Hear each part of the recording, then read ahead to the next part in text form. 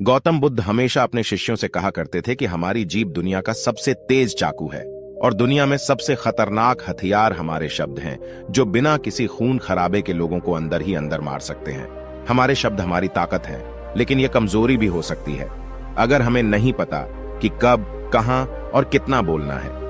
यदि हम सही समय पर सही इरादे से सही शब्दों का प्रयोग करते हैं तो यह हमें एक सफल व्यक्ति बनाते हैं, लेकिन अगर हम सही समय पर सही इरादे से सही शब्दों का प्रयोग नहीं करते हैं तो यह हमारे जीवन को नर्क से भी बदतर बना सकते हैं। तो आज मैं आपको मौन पर एक कहानी सुनाऊंगा और यह कहानी आपकी जिंदगी बदलने वाली है।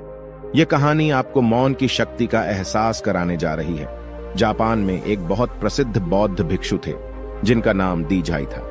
वह दुनिया के शोरगुल से दूर जंगल में अकेला रहता था और वह बहुत ही ध्यान मग्न व्यक्ति था, इसलिए वे पूरे जापान में बहुत प्रसिद्ध थे। और एक दिन उनके पास एक राजकुमार आया। प्रिय साधु, मैं हमेशा थका हुआ, निराश और परेशान महसूस करता हूं। मेरा मन बहुत बेचैन रहता है।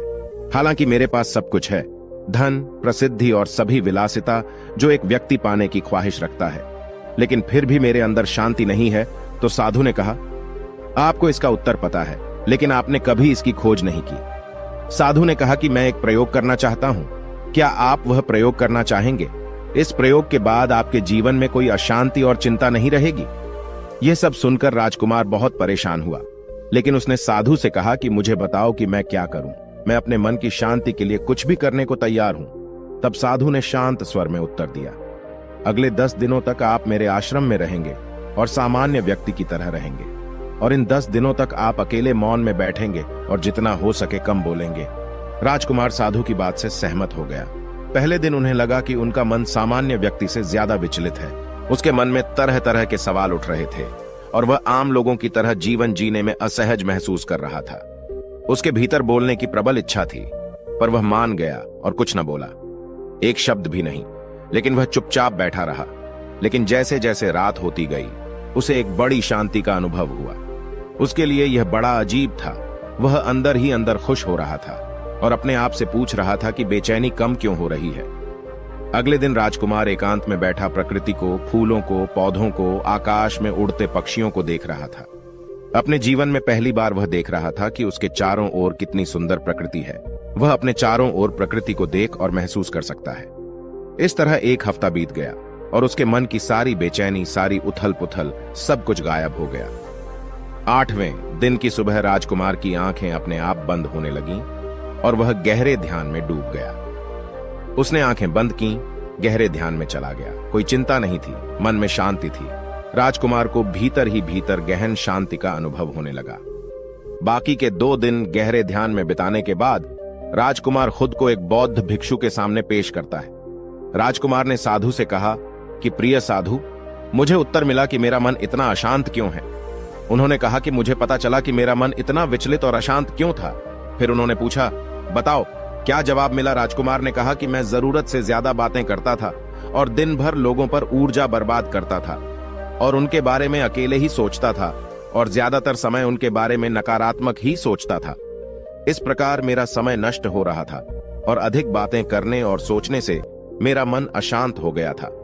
इस वजह से मैं कोई भी काम अच्छे से नहीं कर पाता था, जिसके कारण मैं लगभग हर काम में असफल होने लगा था और निरंतर असफलता ने मुझे और अधिक उदास और चिड़चिड़ा बना दिया और इसने मेरे जीवन को और नष्ट कर दिया।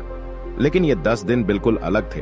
अब ऐसा लग रहा है कि अपनी जिंदगी को पूरी तरह से जी रहा हूं और इससे पहले मैं अपनी जिंदगी गलत तरीके से जी रहा था। मैंने यह भी सीखा कि हमें ध्यान करने की आवश्यकता नहीं है, ध्यान अपने आप हो जाता है। और ध्यान से मैंने पहली बात यह सीखी कि किसी के जीवन में सबसे महत्वपूर्ण घटना स्वयं को जानना है। बौद्ध भिक्षु ने कहा कि आप ही नहीं, दुनिया में ज्यादातर लोग जरूरत से ज्यादा बोलते हैं।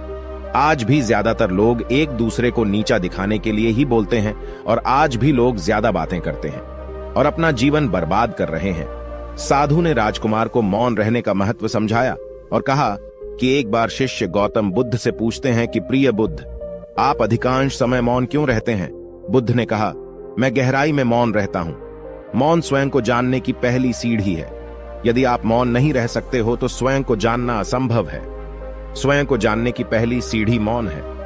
जितना जरूरी हो उतना ही बोलें और आप पाएंगे कि 90% बोलना हानिकारक होता है।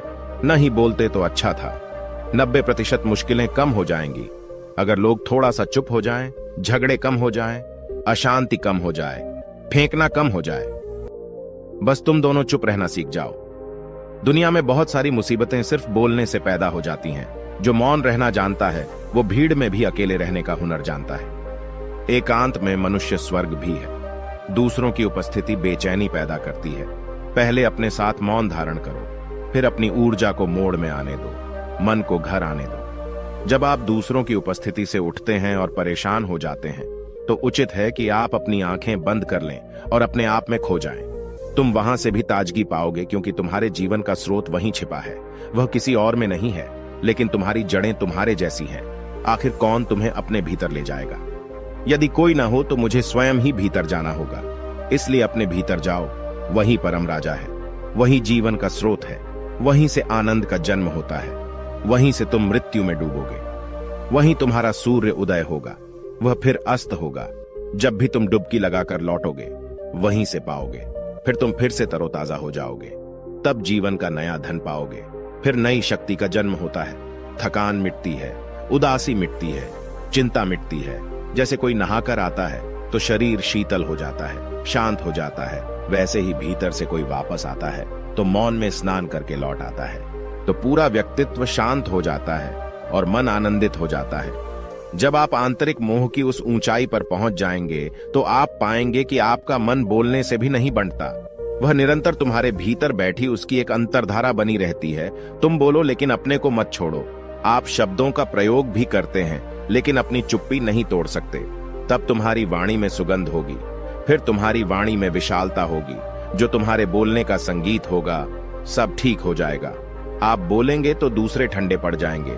भीतर से मौन होते ही आप इतने शक्तिशाली होने लगते हैं कि समाज की पराधीनता छोड़ने लगते हैं और आपकी जिंदगी में एक ऐसा मजा आता है जो सिर्फ दीवानों की जिंदगी में होता है। आपके चेहरे पर एक नई चमक आ जाती है, आपकी आंखें किसी और चमक से भर जाती है और आप असीम शांति के सागर में डूबने लगें। ऐसा कहकर उन्होंने अपनी बात समाप्त की। दोस्तों, आपने भी अनुभव किया होगा कि ज्यादा बातें करने से मन शांत हो जाता है। हम अपने मन के साथ साथ अपने ध्यान पर भी नियंत्रण खो देते हैं।